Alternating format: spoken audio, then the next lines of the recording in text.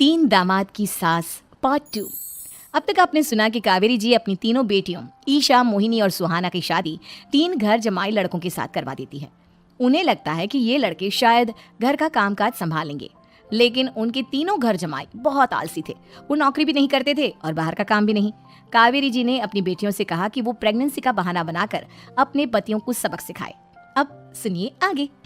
Mummy, आपने जैसा कहा था हमने वैसा ही किया, लेकिन देखिए ना, विवेक का हाल तो वैसा का वैसा ही है।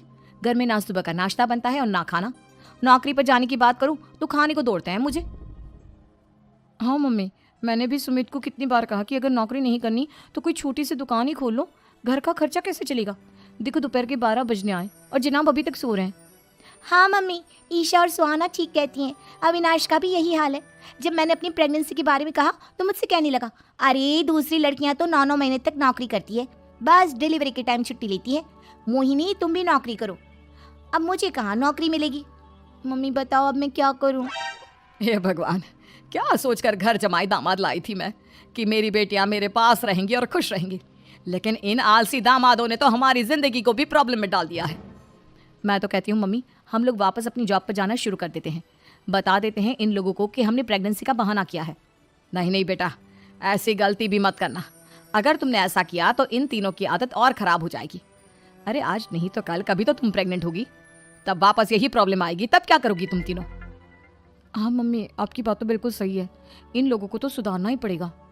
लेकिन कैसे? अपने बच्चों के आने की खबर सुनकर भी इन लोगों पर कोई असर नहीं हो रहा। पैसे कमाने के लिए घर से बाहर निकलना ही नहीं चाहते ये तीनों। अब मेरे दिमाग में एक प्लान आया है। तुम तीनों चिंता मत करो, उन तीनों को बुलाओ, फिर मैं बात करती हूँ। थोड़ी देर बाद कावेरी जी अपने तीनों दामादों को सामने बुलाकर अपनी बात कहना शुरू करती हैं। अविनाश, सुमित और विवेक, देखो बेटा, मैं ना तुम तीनों से बड़ा प्यार करती हूँ, इसीलिए तो तुम्हें घर जमाई बना कर रखा है मैंने। अरे मम्मी जी, सीधे सीधे कहिए ना, क्या बात है? प्यार तो हम भी आपको बहुत करते हैं। अरे मम्मी जी, आपकी इज्जत भी बहुत करते हैं। अरे भाई, आपके जैसी सास और कमाने वाली बीवी सबको मिलती है क्या? हाँ मम्मी, विवेक और सुमित ठीक कह रहे हैं। आपकी बेटी से शादी करके मेरी तो जिंदगी ही अच्छी हो गई है। जानती हूँ मैं, और ये भी जानती हूँ कि तुम तीनों अपनी अपनी बीवियों से बहुत प्यार करते हो। बेटा, बात ऐसी है कि हमारे कुल गुरु ने कहा है कि प्रेग्नेंट होने के बाद मेरी तीनों बेटियां शुरू के 4 महीने हमारे गांव में जाकर रहेगी, जहां मेरे चाचा जी रहते हैं। अरे लेकिन क्यों मम्मी, गांव में जाकर रहने की क्या जरूरत है इन तीनों को? वो क्या है ना बेटा, हमारे परिवार को एक श्राप है। अगर मेरी बेटियों ने यहाँ पर बच्चा पैदा करने की कोशिश की तो उनके बच्चों को कुछ भी हो सकता है। इसलिए अब से लेकर 4 महीने पूरे होने तक इन्हें गांव वाले घर में रहना पड़ेगा। हाँ तो इसमें प्रॉब्लम क्या है मम्मी जी? हम भी वहाँ जाकर रहेंगे, पिकनिक मनाएंगे। अरे भाई, बीवी जहाँ हम भी वहाँ। हाँ यार, आइडिया तो बहुत अच्छा है। शहर की ज़िंदगी में रह रहकर परेशान हो चुके हैं, अब कुछ दिन गांव में बिताएंगे। तुम लोग समझने की कोशिश क्यों नहीं करते? तुम में से कोई भी वहाँ नहीं जा सकता, और मैं यहाँ रहूँगी ना तुम तीनों के साथ। 4 महीने की तो बात है, उसके बाद ये तीनों ही लौट कर आ जाएंगी। ठीक है मम्मी जी, अब हमारे बच्चों का सवाल है तो ये तो करना ही पड़ेगा। कावेरी अपनी तीनों बेटियों को कुछ दिन के लिए घर से बाहर कहीं दूसरे शहर में रहने के लिए भेज देती है। कुछ दिनों के बाद, अरे मम्मी जी, बहुत दिन से पिज्ज़ा नहीं खाए, मंगवाइए ना। क्या बताऊं बेटा, पहले तो बेटियां खर्चा दे देती थी क्योंकि उनकी नौकरी थी, लेकिन अब तो मेरे पास पैसे ही नहीं बचे। थोड़े बहुत पैसे हैं जो बच्चों की डिलीवरी में काम आएंगे। लेकिन मम्मी जी, आपकी बेटियों को वापस आने में तो अभी बहुत वक्त बाकी है। वही सोच सोच कर परेशान हो रही हूँ। सोच रही हूँ कल से दूध भी बंद करवा देती हूँ। अब दूध वाले को देने के लिए पैसे भी तो नहीं है ना। अरे नहीं नहीं मम्मी जी, अगर दूध भी बंद करवा दोगी तो मुझे चाय कहाँ से मिलेगी? और चाय के बिना मैं तो मर ही जाऊंगा। क्या करूं बेटा, इसके अलावा हमारे पास कोई ऑप्शन नहीं है। मेरे पास पैसे ही नहीं बचे। इस तरह कावेरी जी धीरे धीरे अपने तीनों दामादों को पैसे देना बंद कर देती हैं और घर में खाने पीने की चीजें लाना भी बंद कर देती है। अब वो तीनों बुरी तरह से परेशान होने लगे थे, और इसलिए एक दिन तीनों प्लान करके घर से बाहर निकलते हैं। और बाजार में जाने के बाद, यार अच्छा खाना खाए हुए कितने दिन हो गए, पता नहीं कब अच्छा खाना मिलेगा। हमारी बीवियों के जाने के बाद तो हमारी हालत भिखारियों जैसी हो गई है यार। कुछ भी हो, मुझे तो आज पिज्जा खाना ही खाना है। जेब में 1 रुपया नहीं है और पिज्जा खाएगा, कहाँ से आएंगे पैसे? अरे देख, वहाँ सामने बोर्ड पर क्या लिखा हुआ है, कंप्यूटर पर काम करने के लिए एक आदमी की आवश्यकता है।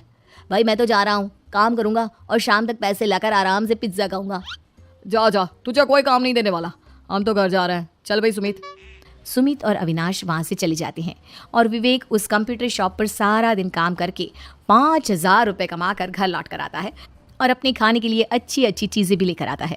ये देखकर विवेक और सुमित के दिल में भी कुछ पैसे कमाने की इच्छा जागती है। अरे सुबह सुबह कहाँ चल दी है तुम? मम्मी जी एक बहुत अच्छी जगह मिली है। कंप्यूटर पर काम करने के 5,000 मिले थे कल मुझे। अगर रोज काम करूंगा तो पूरे 40,000 की तनख्वाह। अरे वाह, ये तो बहुत अच्छी बात है दामाद जी, आपको जाना ही चाहिए। सुमित और अविनाश विवेक को इस तरह तरक्की करते देखकर परेशान हो जाते हैं और वो दोनों भी काम की तलाश में निकल पड़ते हैं।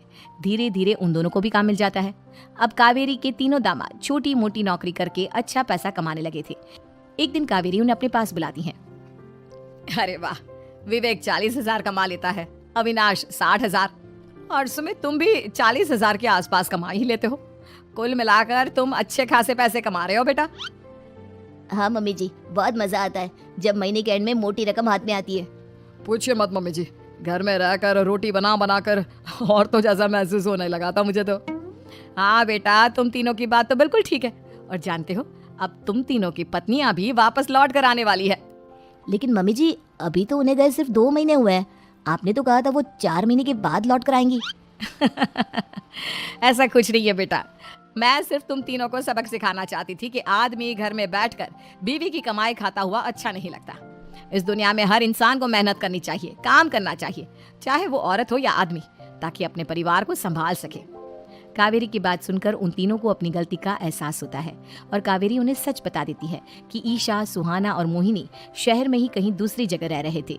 शाम के वक्त उन तीनों की पत्नियां लौट कर आ जाती है और कावेरी जी का परिवार एक खुशहाल परिवार की तरह रहने लगता है।